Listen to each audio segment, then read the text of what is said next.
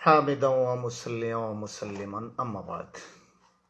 আসসালামু আলাইকুম ওয়া রাহমাতুল্লাহি ওয়া বারাকাতুহু। ডক্টর এনায়েতুল্লাহ আব্বাসী ও শাহরিয়ার কবিরের যে টকশো, তার একটি বিষয় আজকে আমি একটু পর্যালোচনা করব, বিশ্লেষণ করব। শাহরিয়ার কবির বলেছেন তিনি সুফি ইসলাম চান, মওদুদির ইসলাম চান না। অর্থাৎ ইসলামী রাজনীতি বা ইসলামী রাষ্ট্র ব্যবস্থা এটা উনি চান না। প্রথমে জানাচ্ছি আমি একজন সুফি, উনার অবগতির জন্য জানাচ্ছি। আমার দাদা একজন বড় আলেম ছিলেন, যিনি পুরপুরার খেলাফত লাভ করেছিলেন। আমার আব্বাও একজন বড় আলেম ছিলেন, যিনি মিরসরাই দরবার থেকে খেলাফত লাভ করেছিলেন। আর বর্তমানে আমার শ্বশুর দক্ষিণ কুমিল্লার একজন বিখ্যাত পীর, একটি দরবারের পীর। তিনি বাংলাদেশ আহলে সুন্নাত ওয়াল জামাতের কেন্দ্রীয় কমিটিরও একটি বড় পদে আছেন। আমাকে খেলাফত দিয়েছেন, বায়াত করানোর জন্য অনুমতি দিয়েছেন, অর্থাৎ আমি একজন সুফি। আমি সে দৃষ্টিকোণ থেকে কয়েকটি কথা ওই প্রসঙ্গে তুলে ধরব। আহলে সুন্নাত ওয়াল জামাত পীর মাশায়েখদের তথা সুফিদের যে সংগঠন, ওনাদের যে বক্তব্য, ওনাদের যে বিভিন্ন বক্তৃতায় বা লিফলেটে, পেস্টুনে, ব্যানারে ওনারা লিখেছেন যে ওনাদের উদ্দেশ্য কি? কোরআন সুন্নাহ ভিত্তিক রাষ্ট্র গঠন। তাহলে শাহরিয়ার কবিরের উনি যে সুফি ইসলাম চান, তো ওনারা তো রাষ্ট্র চাচ্ছেন কোরআন সুন্নাহ ভিত্তিক, তাহলে এর সাথে একটু সংঘর্ষ হয়ে যাচ্ছে না? হাজীগঞ্জের একজন বিখ্যাত পীর আবেদ শাহ, ওনার সাহেবজাদা বর্তমান গদিনিসীন পীর বাহাদুর শাহ, আমাদের মাননীয় প্রধানমন্ত্রীর সাথে আমার জানা মতে সুসম্পর্ক আছে। ওনার দল হলো বাংলাদেশ ইসলামিক ফ্রন্ট। এ দল সংসদ সদস্য পদে নির্বাচনও করেছে। তাহলে এখন শাহরিয়ার কবির আর মওদুদুল ইসলাম বলতে কি বুঝাচ্ছেন? চরমনাই পীর, ওনাদের দল আছে ইসলামী শাসনতন্ত্র, অর্থাৎ পীর মাশায়েখদের যদি দল আপনি বলেন, ওনারাও তো ইসলামী রাষ্ট্র ব্যবস্থার জন্য কাজ করছেন দেখা যাচ্ছে। এরপরে আমরা আসি এর আগের যুগের দিকে যদি তাকাই। বাদশাহ আকবর যখন সকল ধর্মের, যেহেতু ভারতীয় উপমহাদেশ অনেক ধর্মের লোকের বসবাস, অনেক ধর্মের নির্যাস নিয়ে কিছু কিছু অংশ নিয়ে একটি ধর্ম করলেন, দ্বীন এলাহি, যেটা রাষ্ট্র ব্যবস্থা ইসলামী ব্যবস্থা যেন না হয়, এটা যেন হয় তিনি সেভাবে করলেন, যাকে আমরা অনেকটা ধর্মনিরপেক্ষতার সাথে তুলনা করতে পারি। তো এটা করার ফলে তৎসময়ের যে বড় সুফি, বড় কিছু আলেম কিন্তু এটাকে সাপোর্ট করেছে, যেটা ভারতবাসীর ঐক্যের জন্য দরকার। তাফসিরে বেনৌকাত লিখেছেন, অর্থাৎ নোক্তাবিহীন হরুফ দ্বারা তাফসির লিখেছেন আবুল ফজল ফৌজি। আরবি শব্দ যেমন নাকি আসাদুন মানে সিংহ, আবার নামিরাতুন মানিও সিংহ। আসাদুন, হামজা সিন দাল, আসাদুনের মধ্যে কোনো নোক্তা নাই, কোনো বর্ণে নোক্তা নাই, কিন্তু নামিরাতুনের নুনের মধ্যে নোক্তা আছে। এরকম উনি তাফসির লিখেছেন আল্লাহর কোরআনের, পুরা কোরআনের তাফসির লিখেছেন এমন প্রতিশব্দ দিয়ে, যেই প্রতিশব্দগুলোর কোনো নোক্তা নাই, কোনো হরফের মধ্যে নোক্তা নাই, এমন শব্দ দিয়ে তিনি তাফসির লিখেছেন। কত বড় আলেম! তিনিও কিন্তু এই দ্বীন এলাহিকে সমর্থন করেছেন। কিন্তু সুফি, আমরা বড় সুফি বলতে পারি ওনাকে, যিনি মুজাদ্দেদে আল ফেসানি শেখ আহমদ সিরহিন্দ, উনি এর বিরুদ্ধে লড়াই করেছেন, গোয়ালিয়র জেলে বন্দী হয়েছেন।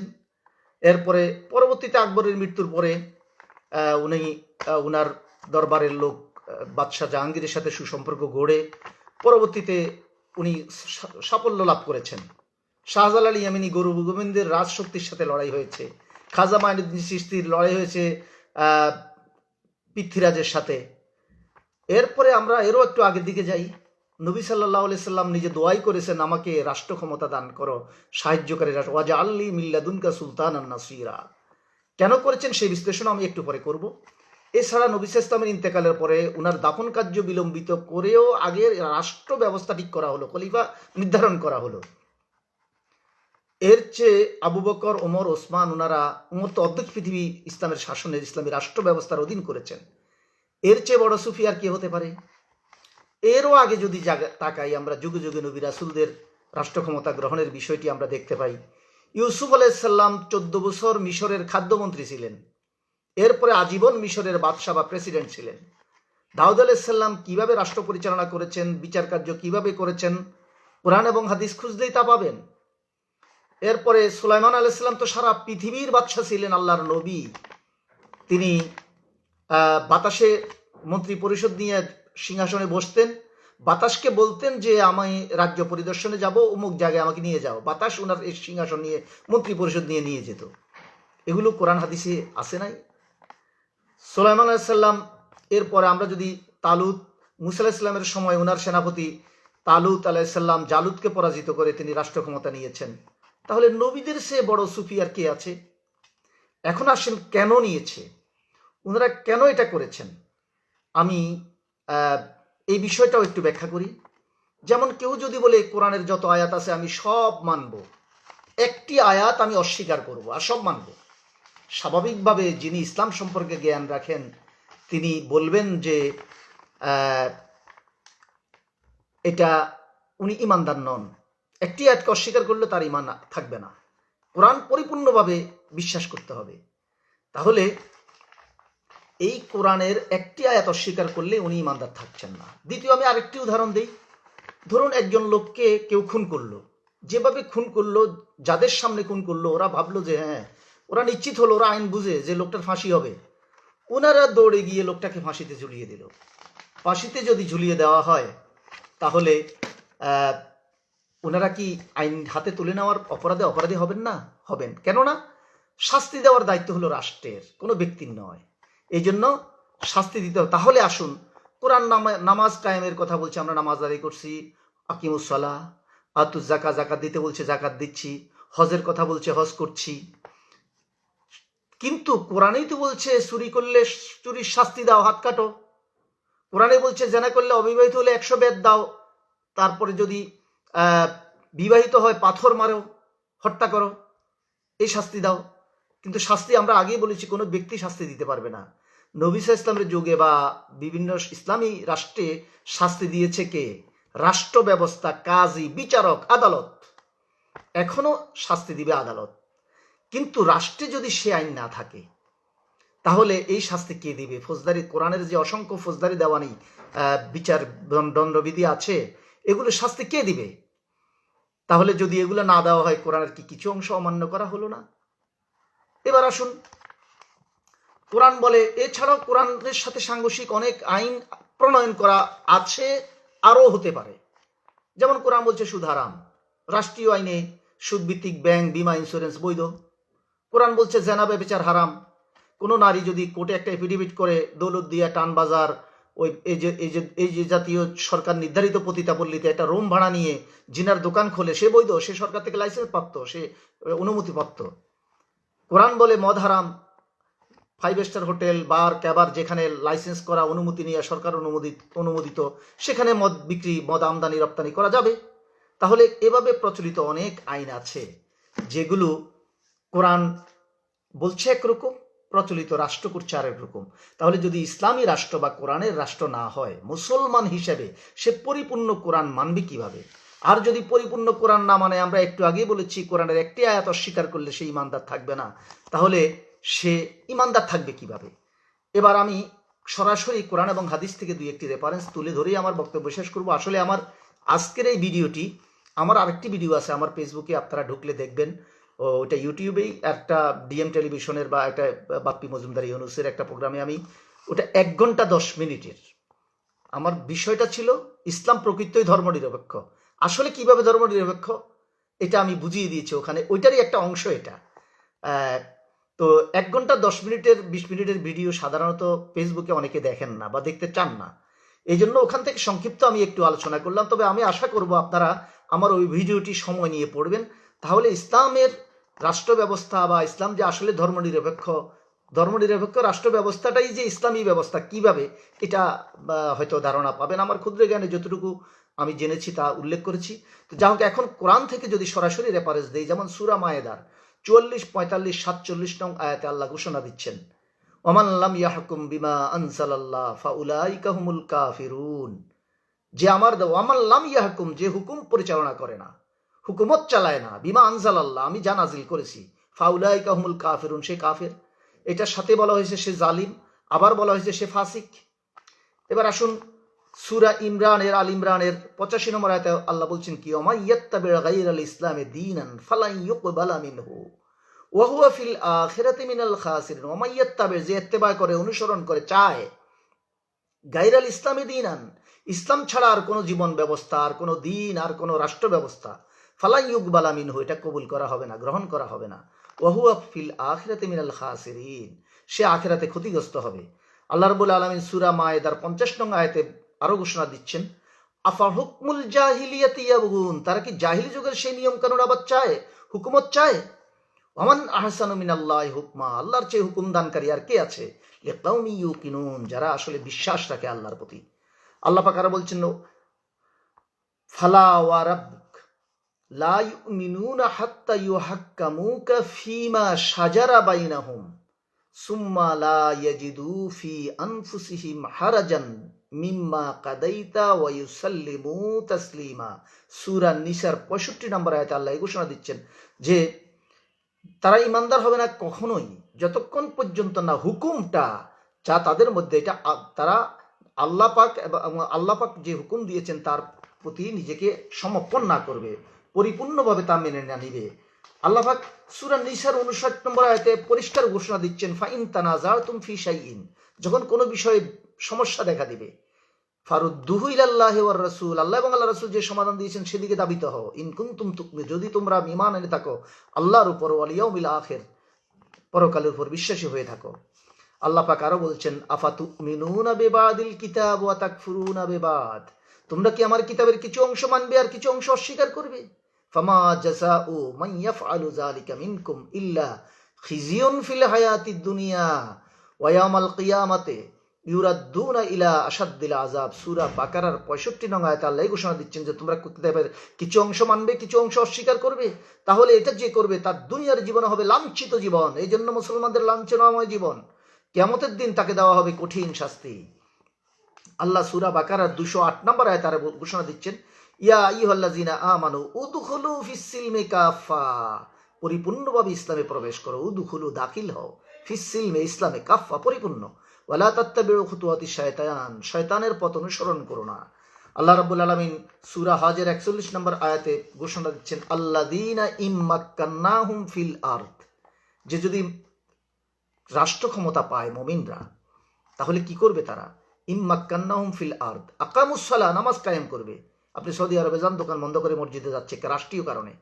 ওয়াতুজ যাকাত, যাকাত আদায় করে নেওয়া হবে, যেমন ট্যাক্স আদায় করে নেওয়া হয়। তু খাজু মিন আগনিয়াহিম, তু খাজু, আখাজা ইউ খাজু, আকজুন, কে নিতে পারে, ব্যক্তি নিতে পারে না, রাষ্ট্র নিতে পারে। ব্যক্তি তো দেয়, দান করে, কিন্তু রাষ্ট্র ব্যবস্থা হলে তখন হিসাব করে আদায় করে নেওয়া হবে।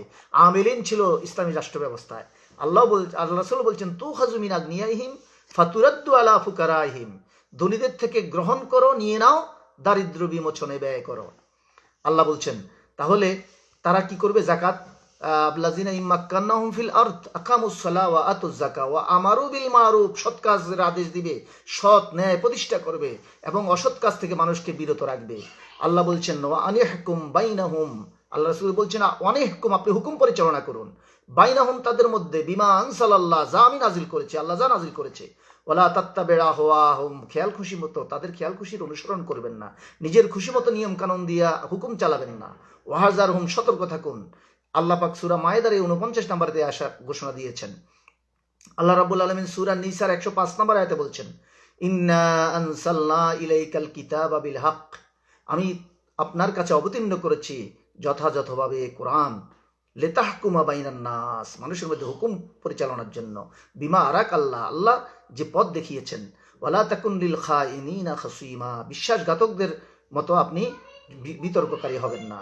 আল্লাহ রাব্বুল আলামিন আরো ঘোষণা দিচ্ছেন সূরা মায়েদার 48 নং আয়াতে, ফাহকুম বাইনাহুম বিমা আনসালাল্লাহ, আপনি হুকুম চালান, বাইনাহুম, তাদের মধ্যে, বিমা আনসালাল্লাহ, আল্লাহ যা নাজিল করেছে, ওয়ালা তাত্তাবিউ আহওয়াহুম, আপনি খেয়াল খুশির, তাদের খেয়াল খুশির অনুসরণ করবেন, আম্মা জাআকা মিনাল হক, এই যে কোরআন আসার পরে, হক আসার পরে। আল্লাহ আরো বলছেন সূরা নিসার 60 নম্বর 61 নম্বর আয়াতে, আলাম তারা ইলাল্লাযিনা ইয়াজআমুনা আন্নাহুম আমানু বিমা উনসিলা ইলাইকা ওয়া মা উনসিলা মিন কাবলিকা, আপনি কি তাদেরকে দেখেন না, তারা মনে করে তারা ঈমানদার, তারা ঈমান এনেছে, অথচ ইউরিদুনা তারা ইচ্ছা করে কি আইয়া তাহাকামু ইলা তাগুত, যখন হুকুম পরিচালনা হবে, রাষ্ট্রীয় আইন করা হবে, হুকুম পরিচালনা হবে তাগুতের আইন দিয়া, নিজের খেয়াল খুশির আইন দিয়া, বিজাতীয়দের আইন দিয়া, অন্য ইংরেজের আইন দিয়া যেরকম নাকি রাষ্ট্র চালায়, এরকম অন্য কিছু দিয়ে রাষ্ট্র চালানোর। অকাদ উমিরু আইয়াকফুরু বিহি, তাদেরকে আদেশ করা হয়েছে এটাকে অস্বীকার করার জন্য, এটাকে ওয়াইরিদু শাইতান আইয়ুদিল্লাহুম দালালাম বাঈদা, শয়তান চায় যে পথভ্রষ্ট করার জন্য। এভাবে অসংখ্য আয়াতে যদি বর্ণনা দেওয়া হয় অনেক লম্বা সময় লেগে যাবে। আল্লাহ রাসূল তার হাদিসে বলছেন, তার বাণীতে কি বলেছেন, কিতাবুল্লাহ তাআলা ফিহে নাবাউন মিন কাবলিকুম, আল্লাহর কিতাব যাতে তোমাদের পূর্ববর্তী নবীদের খবর আছে। ঈসা আলাইহিস সালাম কিভাবে, হযরতে দাউদ আলাইহিস সালাম কিভাবে রাষ্ট্র চালিয়েছেন, সুলাইমান আলাইহিস সালাম কিভাবে রাষ্ট্র চালিয়েছেন, ইউসুফ আলাইহিস সালাম কিভাবে 14 বছর খাদ্যমন্ত্রী আজীবন মিশরের প্রেসিডেন্ট ছিলেন, এগুলো সব বর্ণনাই আছে সেখানে। ওয়া খাবরু মা বা'দুকুম, এর পরবর্তীতে কি হবে, কিয়ামত হবে, হাসর বিচার কিভাবে হবে, সব বর্ণনা আছে। ওয়া হুকমু বাইনাকুম, তোমাদের মধ্যে এটা হুকুম, এটা আল্লাহ পাকের হুকুম যে বাস্তবায়নের জন্য সবকিছু বর্ণনা আছে। ওয়া হুয়া ফাসলুন, এটা চূড়ান্ত বিধান, লাইসা বিল হাজল, বেহুদা জিনিস নয়। তিরমিজি শরীফ এই হাদিসখানা এসেছে।